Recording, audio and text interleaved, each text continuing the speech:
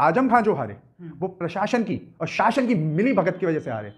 सपा और बीजेपी एक जगह नहीं मिल गई हैं, बहन जी एक जगह मिल चुकी हैं। उनका जो हाथी है ना, उनके हाथी पे कमल का फूल चल चुका है अब तो, और कमल का फूल ऐसा चढ़ा है कि हमारी बहन जी नीले से भगवा हो गई हैं।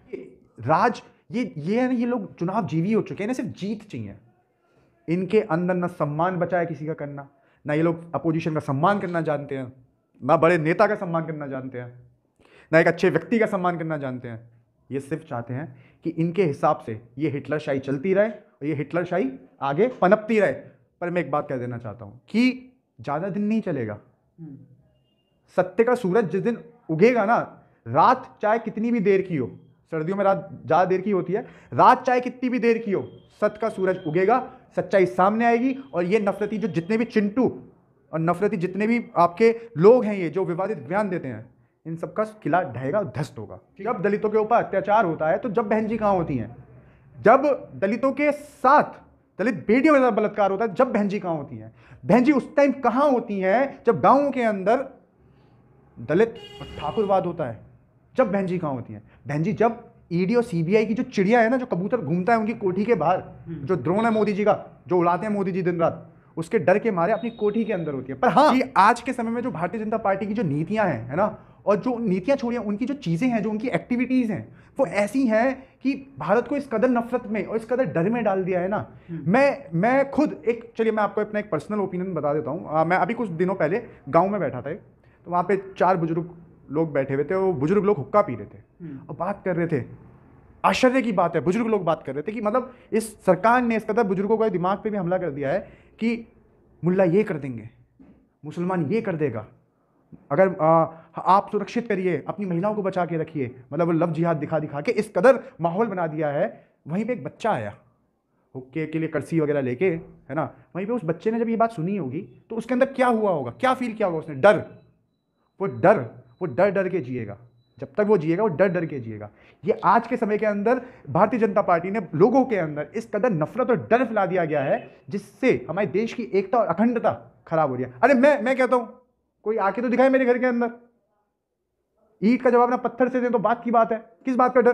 कैसा डर? कुछ नहीं है, सब बेकार की बात है। तो आपको लगता है ईवीएम हैक होती है? देखिए, मैं इंजीनियर तो हूं नहीं कि अगर मैं इंजीनियर हूं तो मैं आपको बोलूं कि ईवीएम हैक होती है नहीं। बड़े बड़े नेता बोलते हैं। देखिए, मैं एक बात कहना चाहूंगा, अगर जब आपने बोला कि अमेरिका, आपने बात करी रशिया की, आपने बात करी विदेशों के बड़े बड़े देशों की, आपने बात करी, जब भारत हर चीज कॉपी करने पर तुला हुआ है तो क्यों नहीं सिस्टम को भी कॉपी कर ले थोड़ा सा? वहां पे बैलेट पेपर पे चुनाव होता है, अगर बैलेट पेपर पे चुनाव होना चाहिए तो करिए ना। जिस कंपनी जो जापानीज कंपनी है, जापान के अंदर जब ईवीएम के ऊपर चुनाव नहीं होता, जिसकी खुद की टेक्नोलॉजी है ये, जब वो खुद चुनाव नहीं करवाते तो भारत क्यों कर रहा है? किस लिए कर रहा है? ये सोचने का विषय है। अच्छा, मायावती कह रही हैं आजम खान को लेकर कि सपा और बीजेपी एक जगह मिल गई हैं, आपको क्या लगता है? देखिए, सपा और बीजेपी एक जगह नहीं मिल गई हैं, बहन जी एक जगह मिल चुकी हैं। उनका जो हाथी है ना, उनके हाथी पे कमल का फूल चल चुका है अब तो, और कमल का फूल ऐसा चढ़ा है कि हमारी बहन जी नीले से भगवा हो गई हैं। नहीं, वो तो उन्होंने तो बात की है। नहीं, आप मुझे एक बात बताइए, जब दलितों के ऊपर अत्याचार होता है तो जब बहन जी कहां होती हैं? जब दलितों के साथ दलित बेटियों के साथ बलात्कार होता है, जब बहन जी कहां होती हैं? बहन जी उस टाइम कहां होती हैं जब गांवों के अंदर दलित और ठाकुरवाद होता है? जब बहन जी कहां होती हैं? बहन जी जब ईडी और सीबीआई की जो चिड़िया है ना, जो कबूतर घूमता है उनकी कोठी के बाहर, जो ड्रोन है मोदी जी का, जो उड़ाते हैं मोदी जी दिन रात, उसके डर के मारे अपनी कोठी के अंदर होती है। पर हां, आश्चर्य की बात यह है कि अंदर ही अंदर उस वोट बैंक को कहती हैं कि दलितों अब तो उड़ जाओ, अब आप कट्टर हिंदू बनो और फिर पिटो। तो आपको क्या लगता है आजम खान अपनी वजह से हारे हैं? देखिए, मैं एक बात कहना चाहूंगा, आजम खान जो हारे वो प्रशासन की और शासन की मिली भगत की वजह से हारे। आप मुझे बताइए, एक इतना बड़ा लीडर, उसके ऊपर 5 रुपए का इल्जाम चुराने का, उसके ऊपर पैन चोरी का इल्जाम, उसके ऊपर गाय भैंस बकरी चुराने का इल्जाम। उसकी गलती सिर्फ इतनी थी कि उसने जो जौहर यूनिवर्सिटी बना दी, क्यों? वो चाहता था कि उसके समुदाय के लोग पढ़ें, जानें, विकास करें, एक्सप्लोर करें चीजों को। पर नहीं, उसकी ये गलती हो गई। अगर वो ये गलती नहीं करता तो आजम खान जीतते। पर उसने गलती करी क्योंकि वो चाहता था कि मुसलमान व्यक्ति पढ़े लिखे, चीजों को जाने, एक्सप्लोर करे, है ना। उसके बाद ये जो हिंदू और मुस्लिम की जो नफरतें हैं, है ना, मैं एक पढ़ा लिखा एक युवा हूं, मैं हिंदू धर्म से बिलोंग करता हूं, मैं कास्ट से ब्राह्मण हूं, मैं पढ़ा लिखा हूँ, मैं नहीं मानता कि ऐसा कुछ चल रहा है। वही चीज़ समझाने के लिए जब मुसलमान इन सब चीज़ों के अंदर नहीं आ रहे ना, तो भारतीय जनता पार्टी उनसे रंजिश निकालने के लिए उनको उनके साथ अपनी दमनकारी नीतियों के तो साथ उनको हराने का कार्य किया गया। प्रशासन ने इतना बुरा काम किया कि गांव मोहल्ले गलियारों के बाहर जो वहाँ के जो समर्थक थे उनके बाहर, मतलब पुलिस का, मतलब प्रशासन वहाँ पे खड़ा है, मतलब व्यक्ति आधार कार्ड लेके चल रहा है, हाँ, उसको वोट नहीं डालने दिया जा रहा। वहाँ पे इस कदर लाठी लठ चलाए गए, बुजुर्ग हो, महिला हो, उनके ऊपर लाठियाँ मारी गई। और ख़ास तौर से एक मैं काव्य बता दूँ आपको, एक हास्य काव्य वहाँ पे ये हुआ जब वहाँ से हिंदू लोग निकल रहे थे, है ना, क्योंकि उनको तो लगा कि भगवे में जाके बस बाहर कमल के फूल मेरी भूल पे जाके बटन दबाएंगे, है ना।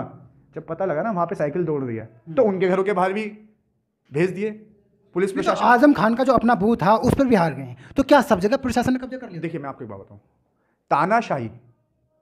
तानाशाही बर्बरता जब देखिए राज ये है ना, ये लोग चुनाव जीवी हो चुके हैं ना, सिर्फ जीत चाहिए।